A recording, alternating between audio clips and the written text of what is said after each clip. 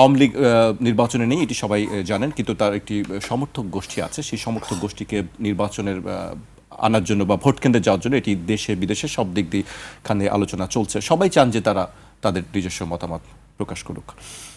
আপনার কাছে কি মনে হয় আসলে আওয়ামী লীগের ভোটগুলো বা সমর্থকদের ভোটগুলো কোন দিকে বেশি যেতে পারে? আপনাকে ধন্যবাদ জানাচ্ছি এবং আমার সঙ্গে আলোচনায় রাজ্জাকি ভাই আছেন এবং যারা শুনছেন সবার জন্য শুভেচ্ছা রইল।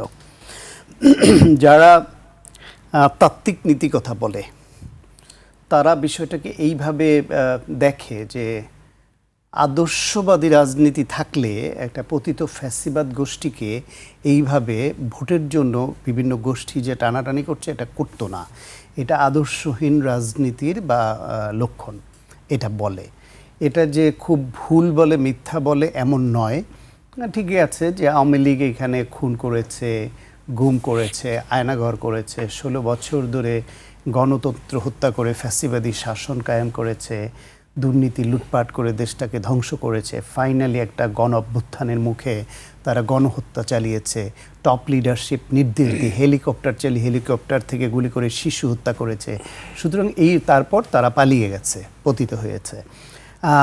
এই রকম একটা শক্তি তাদের ভোট চাওয়াটা কতটা নীতি নৈতিকতার মধ্যে পড়ে গণঅভ্যুত্থান পরবর্তী বাংলাদেশে, এই প্রশ্নটা খুব ন্যায়সঙ্গতভাবে তুলছেন।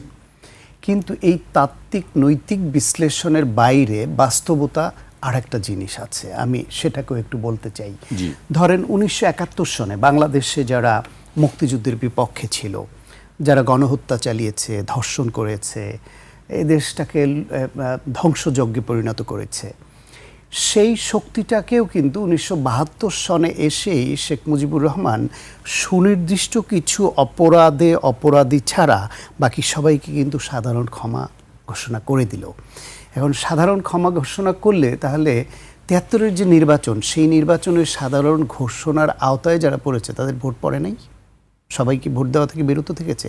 বা তাদের ভোট আমরা নেব না, এ কথা আমরা বলতে পেরেছি যে মাত্র 2 বছর আগেই যারা এদেশে গণহত্যা করলো, ধর্ষণ করলো, লুণ্ঠন করলো, অগ্নিসন্ত্রাস করলো, এত কিছু করলো, দেশের জন্মের বিরোধিতা করলো, তাদের ভোট দেওয়ার দরকার বা নেব না বলেছে কোনো শক্তি?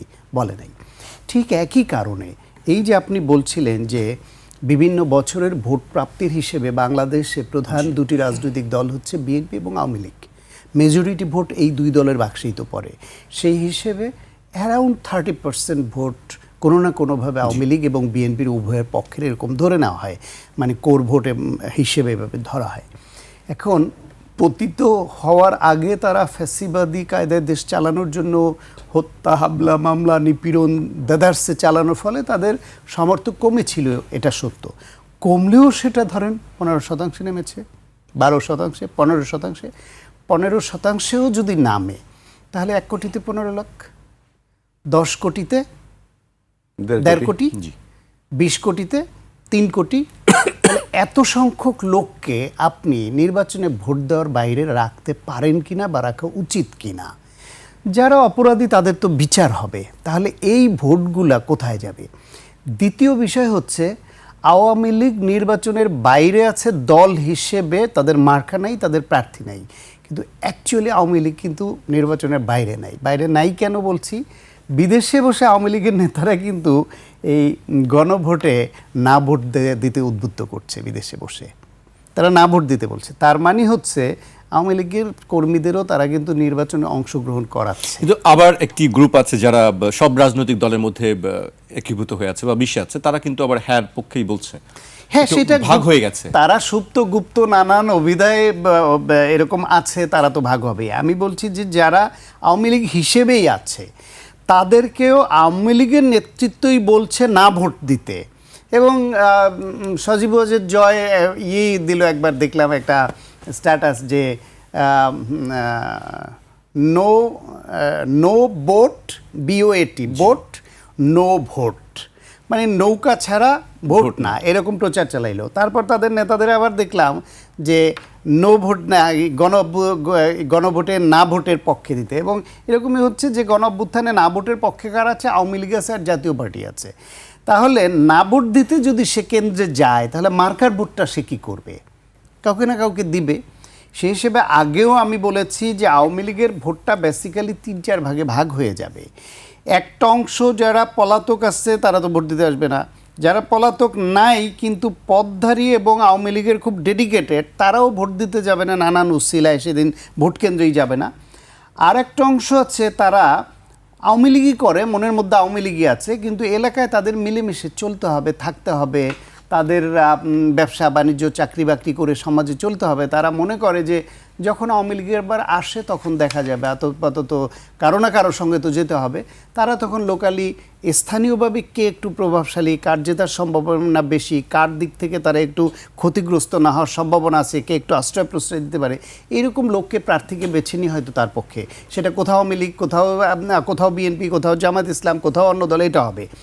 আরেকটা পক্ষ আছে তারা মনে করবে যে না সরাসরি ভিড়ে যাই, গুপ্তজা ছিল বা বিভিন্নগুলো তো আছেই, যে সরাসরি কিছু বিএনপিতে জয়েন করছে, জামাত ইসলামে জয়েন করছে বা অন্য কোনো দলে জয়েন করে গেল। আপনার কি মনে হয় যে বিএনপির দিকে এই ভাগটা বেশি যাবে? বিএনপির দিকে এই ভাগটা বেশি যাবে। কেন মনে হয়? কেন যাবে? কারণ হচ্ছে আওয়ামী লীগের মধ্যে টপ লিডারশিপ মুক্তিযুদ্ধের চেতনার ব্যবসা করেছে, ব্যবসা করে করে মুক্তিযুদ্ধটাকে খেলো বানিয়ে ফেলেছে, এটা সত্য।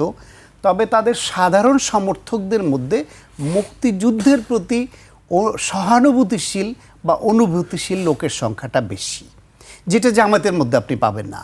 আর বিএনপির মধ্যে, বিএনপি জামাতের সঙ্গে দীর্ঘদিন জোট করলেও বিএনপি মুক্তিযুদ্ধের পক্ষের দল ওই বিবেচনায় যে শহীদ প্রেসিডেন্ট জিয়াউর রহমান স্বাধীনতার ঘোষণা দিয়েছেন, জেড ফোর্সের অধিনায়ক ছিলেন, সেক্টর কমান্ডার ছিলেন, ফিল্ডে যুদ্ধ করেছেন এবং মুক্তিযুদ্ধের পক্ষের শক্তি। বাংলাদেশে মুক্তিযুদ্ধ বিষয়ক মন্ত্রণালয়টাও এই শহীদ প্রেসিডেন্ট জিয়াউর রহমানের গড়া দল বিএনপির সময় বেগম খালেদা জিয়া প্রধানমন্ত্রী থাকা অবস্থায় করা। সুতরাং মুক্তিযুদ্ধের প্রতি কমিটমেন্ট, ডেডিকেশন, তার প্রতি যে সত্যিকার চেতনা ধারণ করে এটা বিএনপি করে। এখন আওয়ামী লীগের যে ভোটার ভোট দিবে সে দিতে হচ্ছে বা দিচ্ছে গেল, তার ভোটটা মুক্তিযুদ্ধের বিপক্ষ শক্তির দিকে মানে খুব কমই তার মন টানবে। জামায়াত ইসলামী তো বলছে যে তারা মুক্তিযুদ্ধের পক্ষেই আছে এখন, বা মুক্তিযুদ্ধের আদর্শের ভিত্তিতেই তারা মুক্তিযুদ্ধের পক্ষে আছে এটা তারা বলছে না, তারা বলছে বাংলাদেশের স্বাধীনতা সার্বভৌমত্ব মেনে নিয়ে তারা রাজনীতি করছে।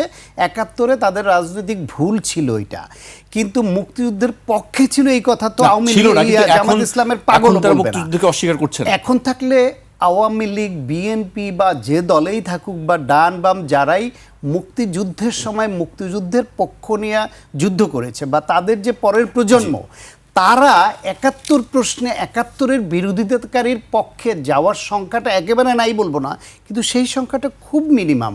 আপনি কয়জন মুক্তিযোদ্ধাকে দেখবেন যে তার চরিত্রের এতটা অধপতন হয়েছে জামাত ইসলামে যোগ দিয়েছে? আর অন্য অনেক দল আছে তারা মুক্তিযুদ্ধের সময় মুক্তিযুদ্ধের পক্ষে ছিল না অতটা, কিন্তু বিরোধিতা করে নাই, ওইখানেও আপনি মুক্তিযোদ্ধা পাবেন। কিন্তু জামায়াত ইসলামে শুধুমাত্র বকে যাওয়া, নষ্ট হয়ে যাওয়া কিছু মুক্তিযোদ্ধার বাইরে কারো যাওয়া তো সম্ভবই না, সুতরাং ভোটারদের বেলাও তাই হবে।